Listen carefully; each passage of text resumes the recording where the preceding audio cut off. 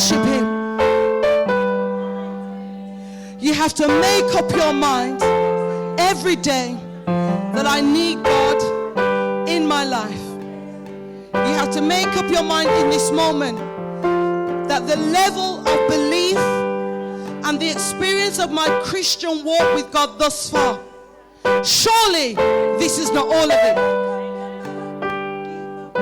Surely the God of the Bible must be seen now in the land of the living, not in the pages of a book.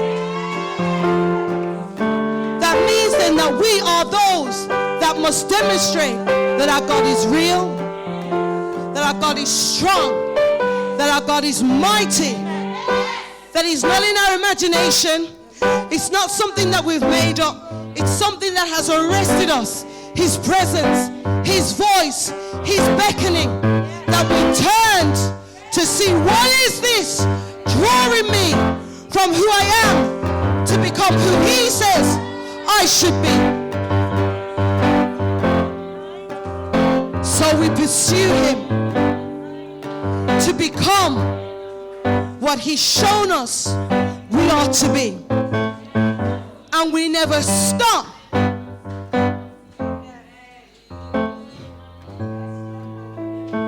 Even when we cross over, we still don't stop. When I first got saved, I wanted to worship him beyond singing a song. Otherwise, it was boring. If I just sing a song, that's boring. So for those of you that feel bored, that's why you're bored. Because you're just singing a song. But when you're singing what's in your heart, when you're singing what you want to see, when you are declaring how much you love him, when you're declaring how much you need him, you don't have to do anything, God, I just need your presence.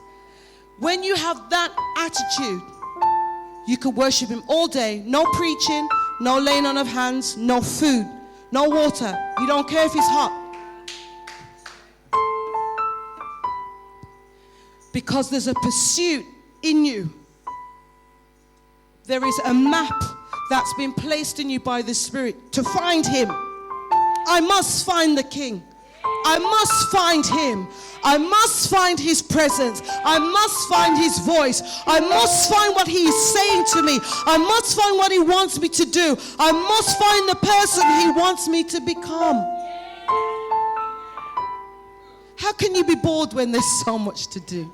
So much to see, so much to become, so much to achieve, such an awesome God to worship. How can you be bored with him? How can we be bored with the creator of everything living? How can you be bored in his house unless you're not connected to the maker of the house? If you love him, you love the things that concern him. If you love him, you hate the things that he hates. Because that love begins to challenge every lie inside you. Yes, Lord, I'll do what you want. Then on Monday, I'm not doing that. But when you give in to his love, it confronts that lie in you. You said you would. But you said you would. The only way to walk successfully with him is to surrender. Because there's only one person that's going to win, and it ain't us. You can wrestle with him. He's playing with you. He's allowing you to see the end of your strength. Come to the end of your strength. Come to the end of the wrestle. Come to the end of excuses. Come to the end of pulling away from him. Come to the end of being angry, frustrated, disappointed. And just say, God, today I wipe my slate clean. Remove all residue of doubt. Remove all residue of frustration. Remove all of my wanderings in my own heart. As I yield myself to you today, God, can I have a new beginning in your house, Lord? Come on, just lift your hands for a moment. He's always willing to give us a new beginning if we really want one. After 20 years of serving the Lord, sometimes not serving Him well, I have learned for all of the mistakes I make, He's always ready to go again. Always ready to go again. Always ready. Always ready. When He says He throws it in the sea of forgetfulness, He means He throws it far from His sight.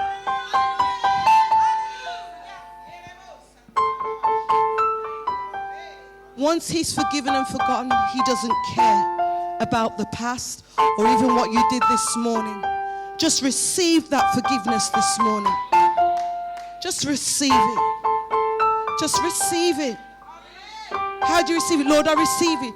Just tell yourself you receive it. And when your mind says how, say, mind, I've just received it. Well, how did you receive it? Because I said I received it. How do you know you received it? Because He said He forgave me. You have to talk to your mind and bring it under subjection to the truth. Don't allow your mind to subject you to emotions and roller coasters and the past and questions and pain. Just say, mind, we have to hold on to God because He's not like the rest.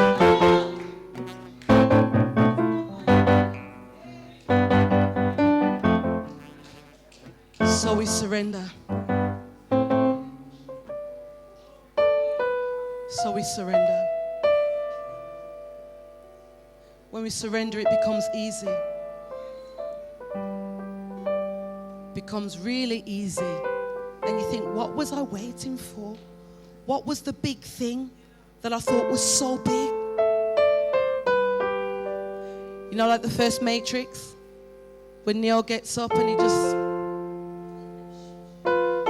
The weapons of warfare are not carnal, but they're mighty through God, to the pulling down of strongholds. Because you step out of your own strength, you find yourself in His strength.